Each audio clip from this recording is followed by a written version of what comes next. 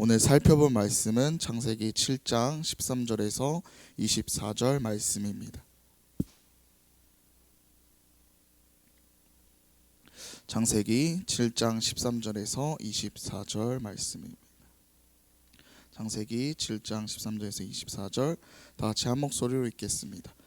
곧 그날에 노아와 그의 아들 셈, 함, 야벳과 노아의 아내와 세 며느리가 다 방주로 들어갔고 그들과 모든 들짐승이 그 종류대로 모든 가축이 그 종류대로 땅에 기는 모든 것이 그 종류대로 모든 새가 그 종류대로 무릇 생명의 기운이 있는 육체가 둘씩 노아에게 나와 방주로 들어갔으니 들어간 것들은 모든 것의 암수라. 하나님이 그에게 명하신 대로 들어가매 여호와께서 그를 들여보내고 문을 닫으시니라. 홍수가 땅에 40일 동안 계속된지라.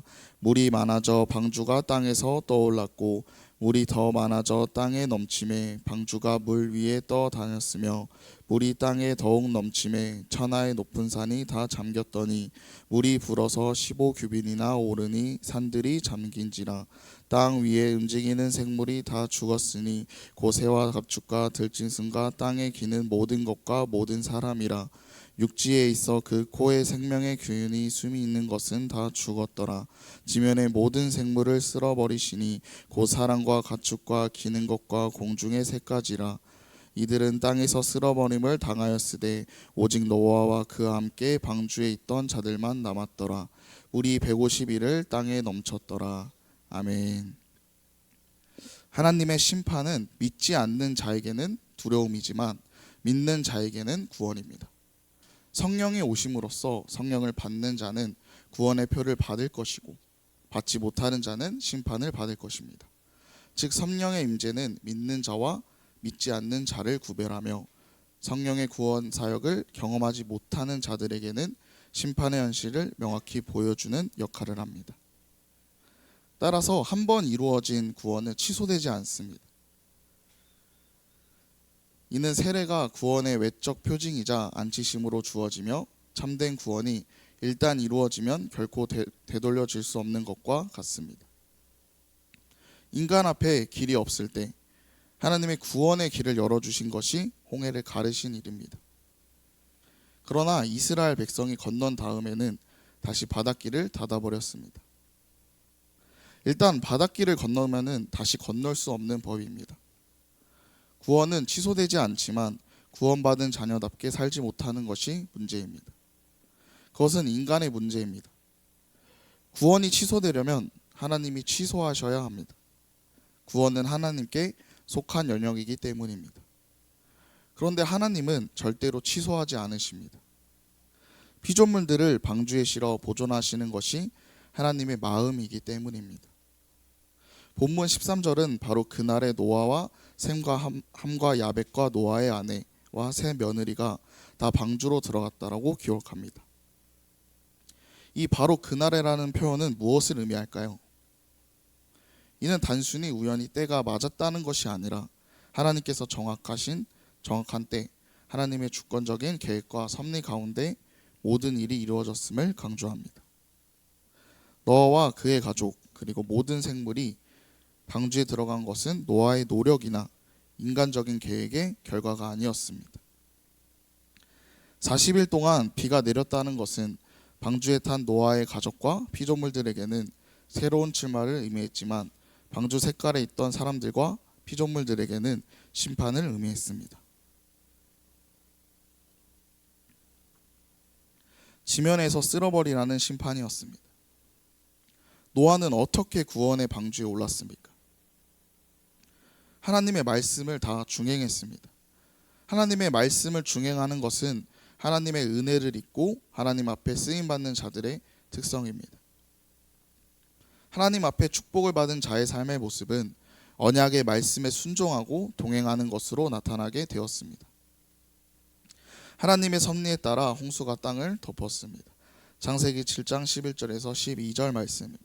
노아가 600세 되던 해 둘째 달 곧 그달 이렛 날이라. 그 날에 큰 기품의 샘들이 터지며 하늘의 창문들이 열려 40주야를 비가 땅에 쏟아졌더라. 여기서 터지다는 쪼개지다, 깨어지다, 작게 부서지다라는 뜻입니다. 땅이 진동했다는 뜻입니다. 땅이 갈라지고 깨어지면서 솟구쳤다는 것입니다. 땅뿐 아니라 하늘의 창문, 즉 궁창이 열려 비가 쏟아져 내렸습니다. 이와 비슷한 풍경이 마태복음에도 등장합니다. 마태복음 7장 24절에서 25절 말씀입니다. 그러므로 누구든지 나의 이 말을 듣고 행하는 자는 그 집을 반석 위에 지은 지혜로운 사람 같으니 비가 내리고 창수가 나고 바람이 불어 그 집에 부딪히되 무너지지 아니하나니 이는 주추를 방석 위에 놓은 까닭이요. 비가 내리고 창수가 났습니다. 창수란 큰 물이 져서 넘치는 것을 가리킵니다. 위아래 샘의 근원이 모두 터진 것입니다. 게다가 세찬 바람까지 불었습니다. 어떤 상황입니까? 환난입니다. 위에서 붓고 밑에서 터지고 옆에서 때리는 상황입니다. 그런데도 반석 위에 지은 집은 괜찮다고 합니다. 바로 노아의 방주를 가리키는 것입니다.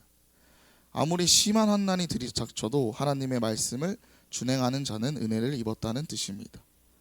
창세기 7장 17절에서 20절 말씀입니다.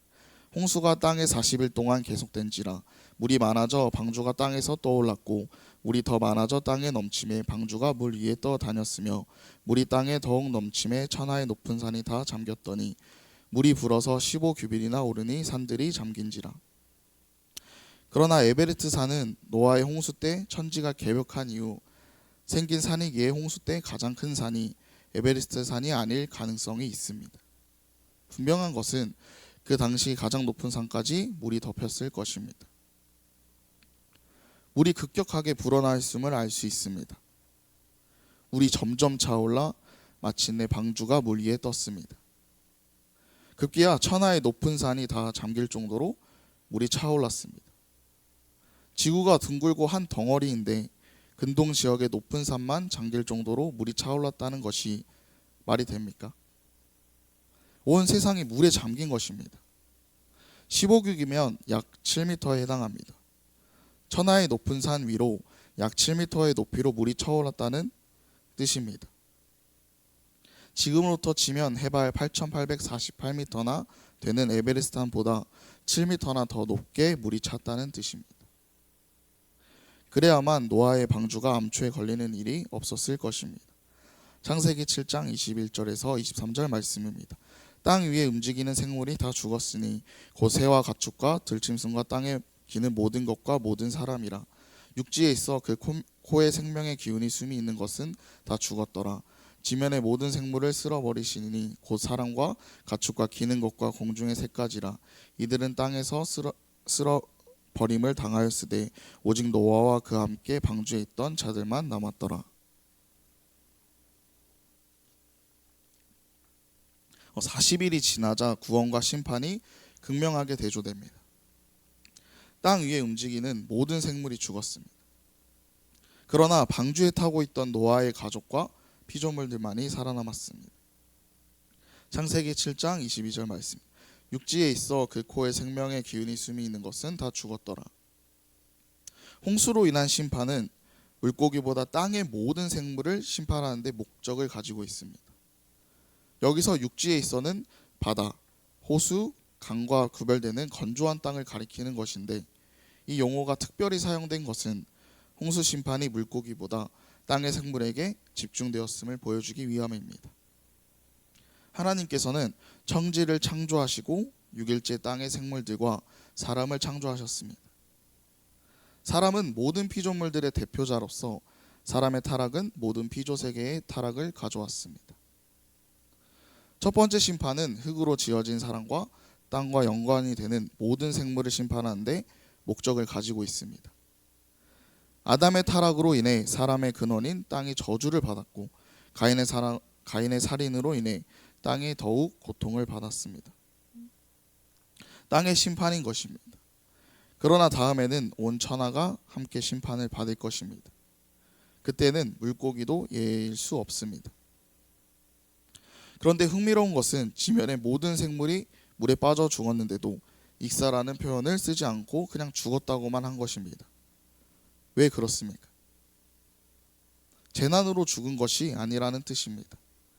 어쩌다 보니 재수 없어서 죽은 게 아니라는 것입니다. 그래서 의도적으로 익사라는 표현을 쓰지 않습니다. 홍수는 하나님의 엄중한 심판이었기 때문입니다. 하나님의 심판을 받아 모든 생물이 다 죽었다고 강조합니다.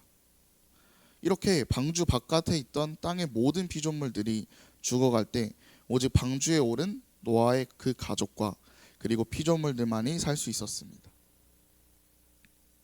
성경에서 구원을 설명할 때 개개인보다 창조적인 개념을 들어 표현할 때가 많습니다. 유월절에 문설주에 바른 양의 피가 그렇습니다. 양의 피를 바른 곳은 죽음이 넘어갔습니다. 이스라엘 백성이 집이라도 양의 피를 바르지 않았다면 분명히 그 집의 장자는 죽임을 당했을 것입니다.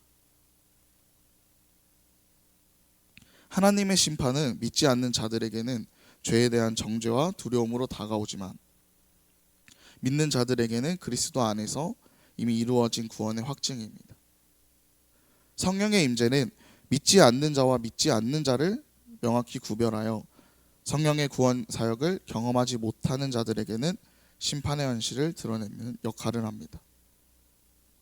구원은 오직 하나님의 주권적인 은혜로 한 번 주어지면 결코 취소되지 않습니다. 이는 세례가 구원의 외적 표징이자 인치심을 주어지며 참된 구원이 일단 이루어지면 결코 되돌려질 수 없는 것과 같습니다. 인간의 노력이나 행위로 구원이 좌우되지 않으며 구원받은 자녀답게 살지 못하는 것은 인간의 문제일 뿐 하나님의 신실하신 구원 계획은 변함이 없습니다.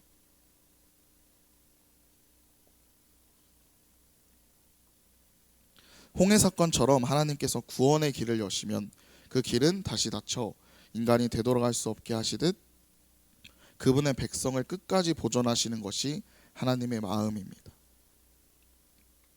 노아 홍수 사건은 하나님의 주권적인 심판과 구원의 극명한 대조를 보여줍니다.